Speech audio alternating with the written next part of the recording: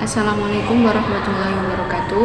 Perkenalkan, nama saya Atina Zulfa dengan NIM 932155119. Baik, di sini saya akan menjelaskan tentang 4 tokoh cendekiawan Islam dengan pemikiran dan relevansinya. Yang diantaranya yaitu yang pertama yaitu Muhammad Argun, dan yang kedua yaitu Muhammad Naqib Al-Atas, yang ketiga yaitu Harun Nasution, dan yang keempat yaitu Cak Nur atau biasa disebut dengan Nur Khalis Hamid Majid. Baik, langsung saja pada yang pertama. Yang pertama yaitu Muhammad Argun. Beliau adalah tokoh cendekiawan Islam yang berasal dari negara agraria. Muhammad Argun ini tokoh pemikiran beliau itu tentang rethinking Islam, yang dimana pemikiran beliau yaitu tergolong pemikiran yang moderat mengenai pemaknaan ulang dalam konsep pengkajian Islam.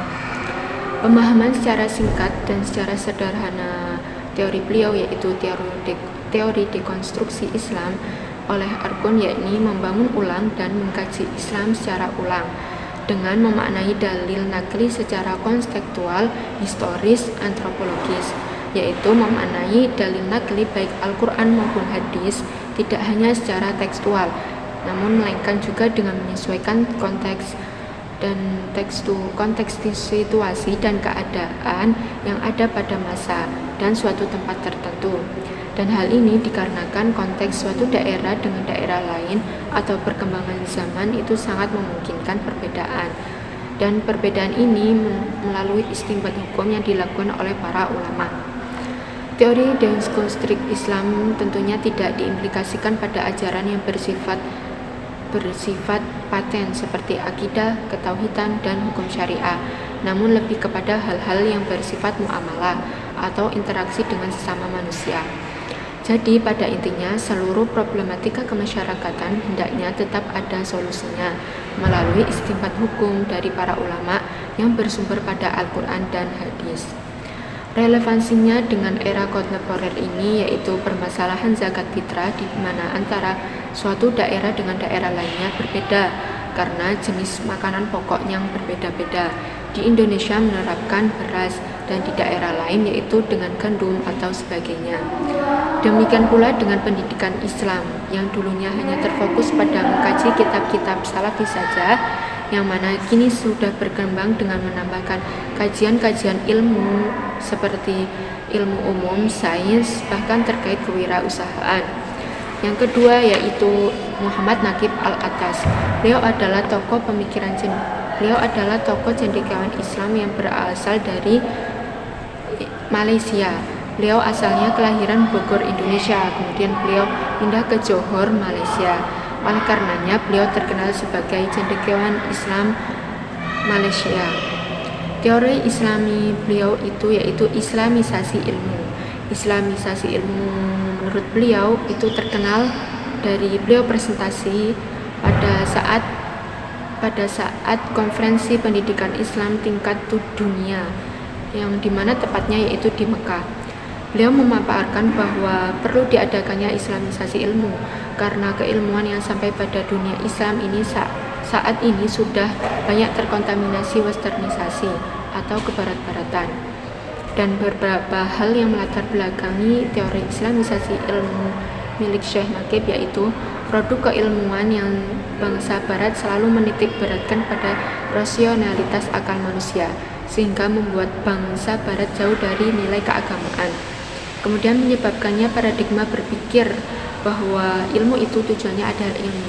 Ilmu itu bersifat bebas atau value free, bebas dengan digunakan untuk apapun sesuai kebutuhan pengguna ilmu tersebut.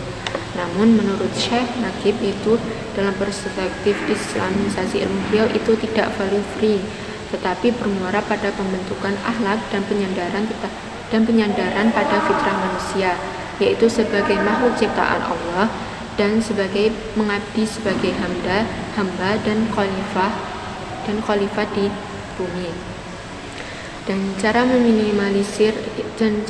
mengislamisasi ada ilmu beliau yaitu meminimalisir problematika westernisasi dan tendensi rasionalitas dan humanisitas yang berlebihan, serta dramatis proses terjadinya suatu ilmu tersebut. Dan kedua yaitu memasukkan nilai-nilai keislaman dan ketauhidan dalam ilmu tersebut. Pentingnya islamisasi ilmu adalah membangun kesadaran misi keilmuan Islam pada cara cendekiawan muslim di seluruh dunia, bahwa keilmuan Islam tidak hanya bersifat historis normatif saja, namun juga mampu relevan dengan kebutuhan zaman yang selalu berkembang. Relevansinya yaitu adanya BSI dengan segala prinsip muamalah yang sesuai tuntunan syariat Islam. Kemudian Progress Time menjadi UIN, di mana notabene KTK PTKN telah berubah menjadi UIN, maka tentu di dalamnya terdapat berbagai jurusan keilmuan yang umum, jadi tidak hanya jurusan itu saja. Yang ketiga yaitu tokoh pemikiran cendekiawan Harun Nasution.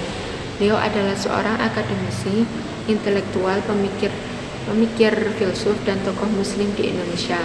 Beliau juga pernah menjabat sebagai rektor di IAIN Syarif Hidayatullah. Pemikiran beliau yaitu pembaruan Islam.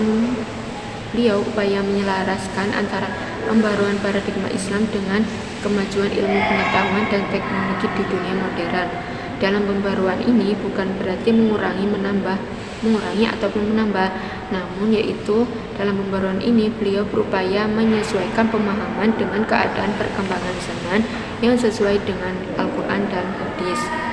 Relevansinya beliau dalam bidang pendidikan dalam prinsip penyusunan kurikulum itu sebuah lembaga pendidikan harus adanya kesesuaian materi dengan jenjang pendidikan dan sesuai dengan tujuannya. Harus ada komponen-komponen yang harus diperbaiki seperti metode pendidikan, tenaga pendidik, dan bahan ajar yang diajarkan kepada peserta pendidik. Dan yang selanjutnya yaitu tokoh pemikiran cendekiawan yang keempat yaitu Cak Nur atau Nurholis Majid. Beliau adalah seorang tokoh cendekiawan Indonesia yang kehadiran beliau memang tidak bisa dipisahkan dengan kontroversi dan aksi politik keagamaannya. Dalam pemikiran Cak Nur atau Nurholis Majid yaitu tentang Islam inklusif. Islam inklusif menurut Cak Nur yaitu pemahaman atau wawasan keislaman yang terbuka, luas, dan toleran. Dan pemahaman Islam beliau itu lebih menekankan kepada nilai-nilai dasar Islam.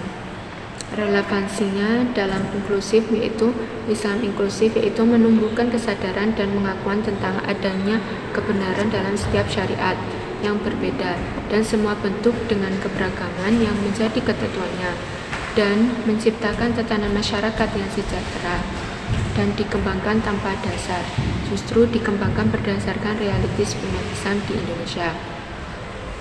Baik, sekian itu adalah penjelasan tentang tokoh pemikiran 4 cendekiawan Islam. Sekian dari saya, kurang lebihnya saya mohon maaf apabila ada keliruan ataupun salah kata, mohon dimaafkan. Sekian, terima kasih. Wassalamualaikum warahmatullahi wabarakatuh.